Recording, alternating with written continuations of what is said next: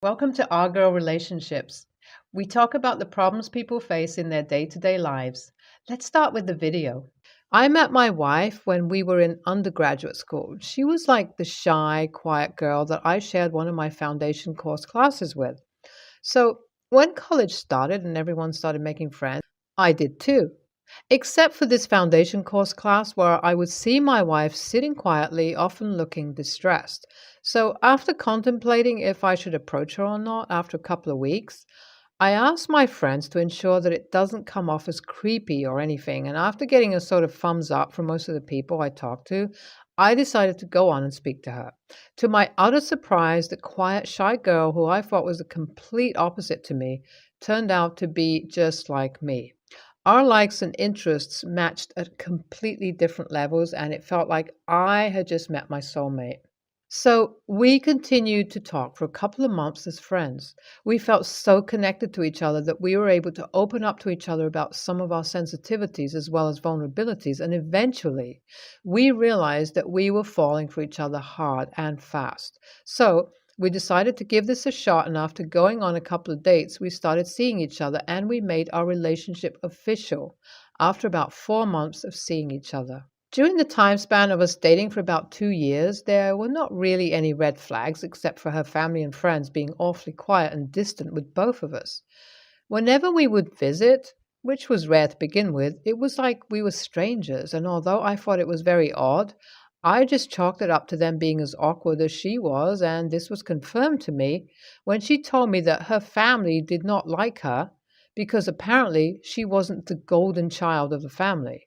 This hurt to hear, and I started to encourage her to cut contact with her family if that was the case, since she didn't deserve to be treated like that. She always denied until one day, after a year of us discussing the situation, she told me that she had cut contact with her family. Well, this obviously took a toll on her, or so I thought. She had even gone for therapy and seemed to get better after time had passed. So eventually, after 3 years of seeing each other, we decided to tie the knot. Our wedding wasn't a huge deal. It was a small backyard wedding with our loved ones invited to celebrate our love. We had a lot of discussions about my then fiance's family, if we wanted to involve them in our wedding and our future in general. Eventually, we came to the agreement that we wanted to cut them off completely from our lives. So that's what we did.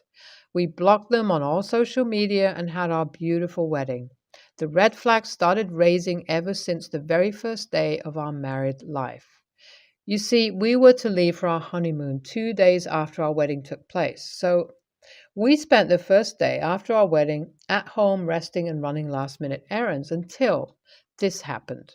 You see, randomly around 8 p.m., a woman knocked on our door hysterically. It was like she was wanting us to open the door because she was in great trouble. So that's what I did, thinking it was probably someone we knew, but as it turns out, it wasn't, or so I thought. The lady who stood outside looked like she was a mess. She wasn't dressed neatly, lacked basic hygiene, and just looked miserable in general. This woman kept begging for me to let her in. Even when I kept asking her what was wrong, she just kept saying how she would explain only if I let her in. Now, I don't know about you all, but that was a bit of a red flag for me. The fact that she was so desperate to come inside just felt a little off to me. Even trying multiple times to speak to her, the outcome was pretty much the same. This reaction of hers worsened as my wife walked in to see what all the commotion was about. And as soon as the woman saw my wife, she became awfully quiet. Now that I think about it, my wife's reaction to seeing her was off too. It was like her face had turned white out of fear, and like she knew this person for a long time but didn't say anything. But back then, I just chalked it up to her being scared to see a stranger so late. Well, seeing her this way and the fact that she wasn't letting us assist her in any other manner just raised red flags for me overall. I just apologized to her, gave her a little bit of cash that I had so that she could eat, and I just shut the door. I never saw that woman after that, nor heard of her from my wife. We went on our honeymoon and started our married life from there on. Flash forward to now. It's been about 5 years since we have been married. Our marriage has been as okay as it can be. A lot of issues arose between us during this time period, and my wife and I have been working on them through marriage counseling, or so I thought. I honestly did not expect months and months of marriage counseling to go down the drain after one meeting with her family. Yes, the same family we cut contact with because apparently she was being treated poorly for not being the golden child. Well, this is how it all played out. One day at our regular marriage counseling sessions, my wife, out of nowhere with no prior discussions, revealed that she had been in contact with her family since the past 1 year out of our 5 year long marriage. This instantly raised red flags for me as she even talked about how she met them multiple times throughout the year, which meant that she obviously had lied to me about her whereabouts. This sparked an argument between us, and as we were in the midst of solving that, she also told me how to compensate for the time her family couldn't spend with me. She had invited them to meet me. I'm not sure why, but all of this raised major red flags for me. But after discussions with our therapist, who agreed that my resentment towards her stemmed from me missing out on time to spend with her family. So last week was the first time I met her family, and oh boy, I would have never guessed that the surprise guest would drop this bombshell on me. So this is how it all went down. My wife's parents and some of her other relatives came over. Along with them, I was surprised to see a girl almost the same age as my wife and I. This girl looked fit, well dressed, and pretty identical to my wife and her parents.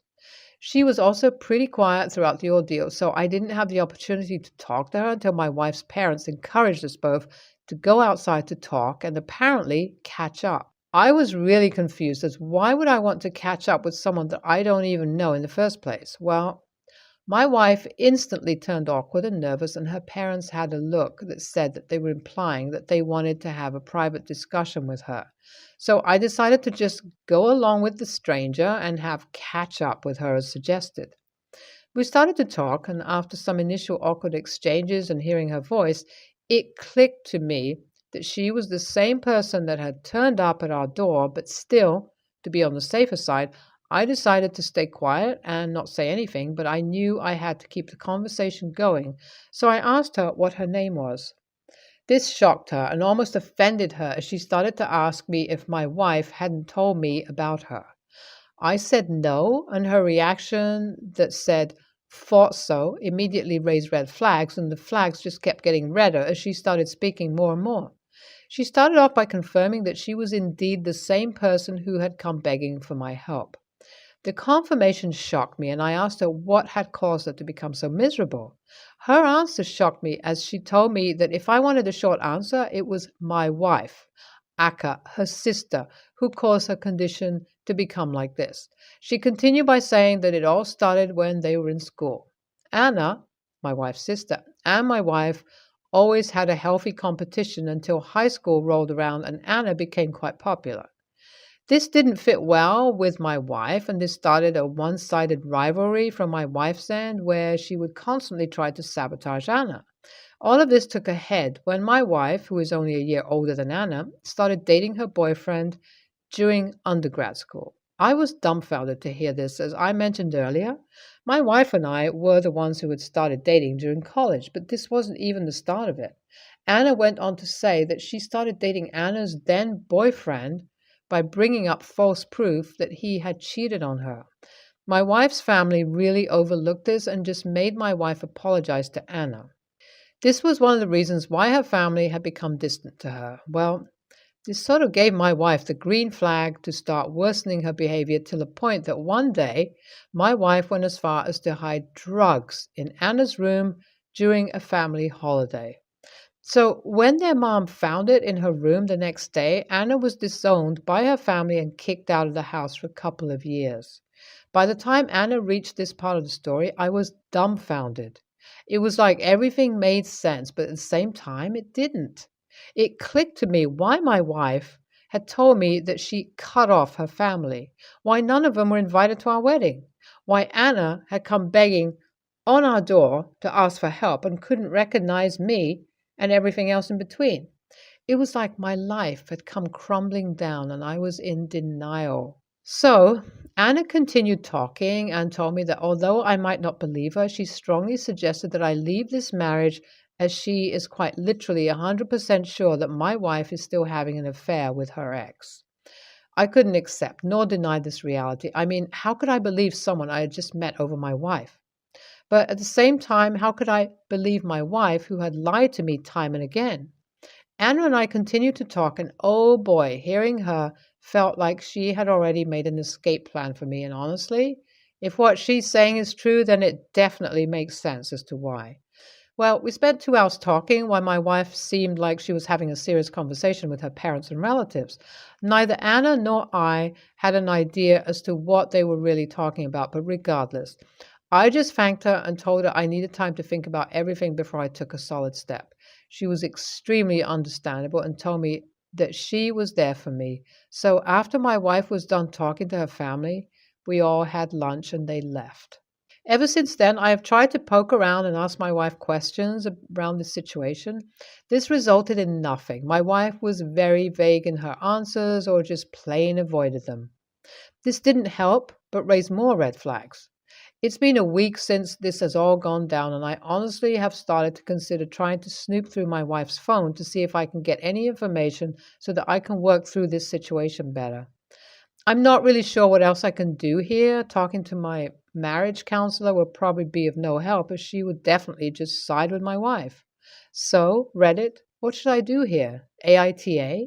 Hi everyone. After reading all your replies, I decided to sit my wife down and speak to her up front. This did not end well. I started off by simply asking her why she hadn't told me about the mere existence of her sister and tried to probe more into what she and her parents were discussing about. I told her how this entire situation had kind of impacted me and how I saw communication between us. I could see her seething in anger as I continued, and once I was done speaking, all hell broke loose. This woman started yelling at me, telling me how I was just as toxic as her family for believing her sister, how I was probably behind Anna because I wanted to sleep with her, and a bunch of other nonsense. All this BS she was spewing out, but she took no effort to clear up my doubts. It was like she just kept being accusatory and not at all defensive. This raised more red flags for me and made me want to believe Anna more. So when she got up and started packing her bags to go live with her friend, I didn't really stop her. When she left, I decided to just put aside the very little guilt I had over this situation and decided to talk to Snoop through our shared tablet and where she had the photo gallery from her phone synced. I'm not even sure if she's aware of it since she doesn't have much idea about how these things work. So when I found out a whole bunch of NSFW videos and photos of not only hers that she never sent me, but also of some other guy who I have never met, I wasn't really surprised.